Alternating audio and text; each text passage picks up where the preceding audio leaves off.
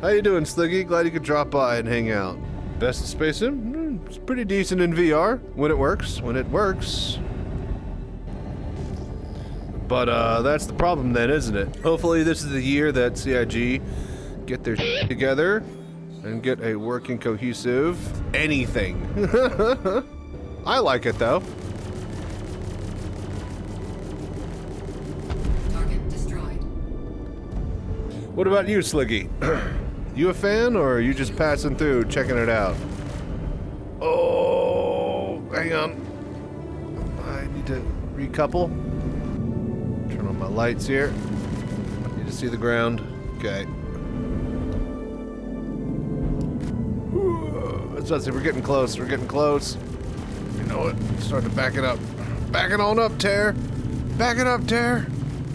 Slowly approach. I guess the AI is just gonna spin in circles and just die today. When it works, it's really cool.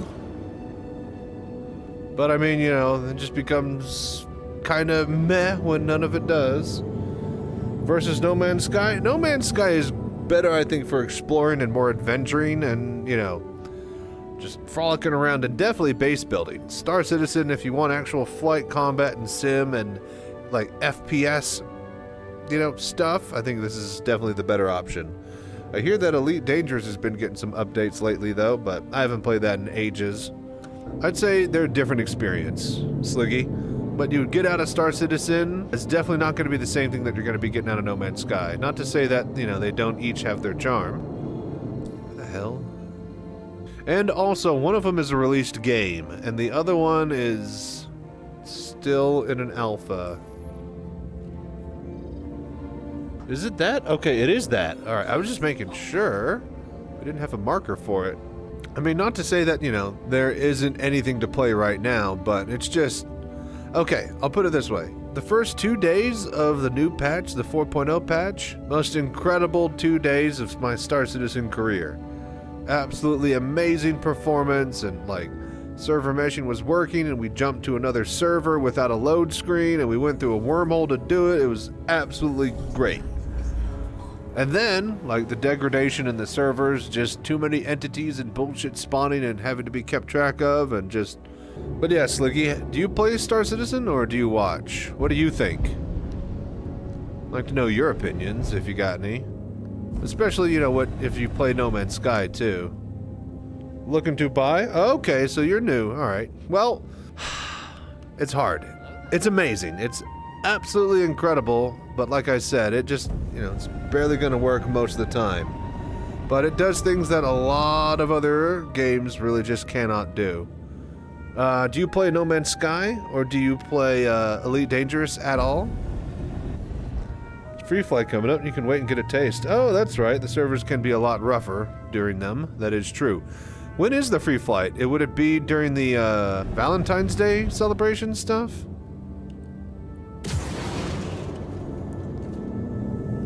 Alright, let me show you what this game could do. Just get that out of the way here. No, you haven't. Oh, okay, well then. So, those other games are great for flying around and... Oh, well, that one was easy. I wasn't expecting that. The other ones are great for, you know, walking around. No Man's Sky is great for walking around, building a base, getting a simple console-like flight control and flight experience. Insofar as that you basically can't slow down to 0, you're always flying forward. Target destroyed. This, basically it wants you to play a very simplistic type game, meant to play with a controller, and it works completely fine and great for what it does out of the box in those parameters. Now, if you try to do anything outside of those, that's when you start to run into issues with something like No Man's Sky. So I tried to play No Man's Sky exactly like this, with HOTAS, with VR, and it has VR support, it has HOTAS support, but it's just all garbage. Actually, I don't even think it has HOTAS support. To get it working with a HOTAS, you'd have to do a whole bunch of third-party program, you know, stuff, and it really, really wants you to play with a controller, right? Not saying it's not doable, but case in point, now that I'm done with the battle, and Well, the stuff should be falling out of the sky. Once the I was about to say, give it a sec. The lag will catch up. Hang on, it'll hit the ground. Oh, did it hit the ground? Oh, is that an optical illusion? Okay, cool. So here's something that you can do across all games, right? But it's just how you do this. All right, so we put our landing gear down. Oh, for fuck's... It disappeared. What about this piece? So, we're done flying. It is time to do shooting and stuff. We get out of our ship, and then instantly... we could go and maybe grab this weapon off of this thing, store it in a cargo bay. You know, all sorts of cool stuff that you could do because you could walk around and be on the planet. Now, they are going to add base building to Star Citizen itself, but for right now, there isn't any. So, there are FPS bunkers and missions that you could do. There's guns and armor and all sorts of cool stuff that you could buy. With No Man's Sky, you're basically leveling up a RPG-like character and kind of semi, you know, your main multi-tool is also your main gun type of thing. In this plays a lot more like an actual FPS game that you could walk around on foot and actually get into vehicles. Now, here's the interesting thing about most other games with other vehicles. So, let's say Arma or Battlefield or anything where you're in like a Jeep, and you get into the seat, right?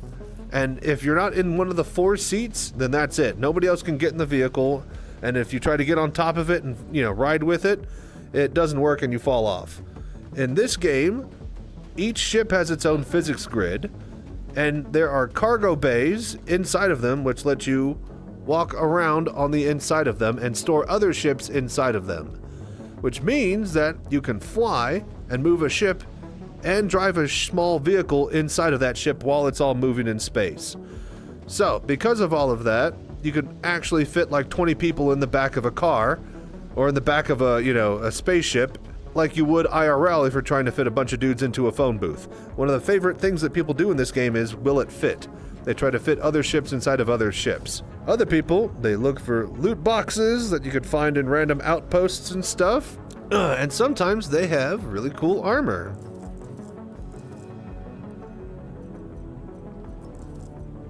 Out of that, and look at that, we found a bit of armor. Nice.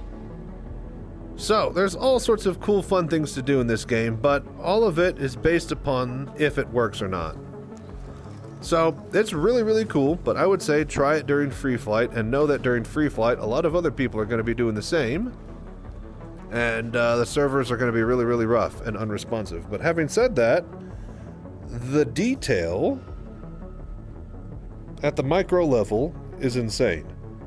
Because you just saw me flying around and warping across this entire planet. If I wanted to walk all the way over those mountains, I could walk all the way to those mountains. I could basically go anywhere on any spot of any planet. And that's pretty cool and all until you realize that that's dependent on what you can do on those planets. If the missions and systems don't work, then there's not really much to do. You kind of gotta make your own way across the universe. Now that we're done with this bounty hunting mission, if we had a guild or org mate, we can holler at them. There's all this cargo that we have next to this outpost. I don't think it was from our bounty targets, because I don't remember shooting an actual cargo ship down, but somebody who was hauling cargo basically got blown up, and then all their stuff now fell out of the sky from space, and it's just sitting here. So this would be worth picking up and selling and making money. But unfortunately, all it is just funny money because there's no actual player economy or player trading. It's just sell to the trade bin and the trade kiosk and then you get money. There's no reason for any of this until they add crafting and base building and all sorts of other stuff. But it's cool to pretend. And that's what it comes down to, Sliggy. If you're still here after all of that. Yeah, no, it's a great and cool game, but like, it's a lot of pretend. You know? Hopefully they actually give real reasons to come back and keep playing this game. They add org and party tools and social stuff and, you know, integrate it with Spectrum, their website, and just have a whole lot of quality of life issues and things that you would expect out of an MMO. But Right now, it's not an MMO. It's kind of an MMNO. Really, really dependent. Ooh, hang on. Really dependent on server performance. When it works great. But that's just, you know, when it works. So, I hope that helps, Sliggy. Again, there's going to be a free flight soon, and you should be able to get in on the action then. That's what I have to say about all that. It's cool, but should you play? That really, really comes down to user preference.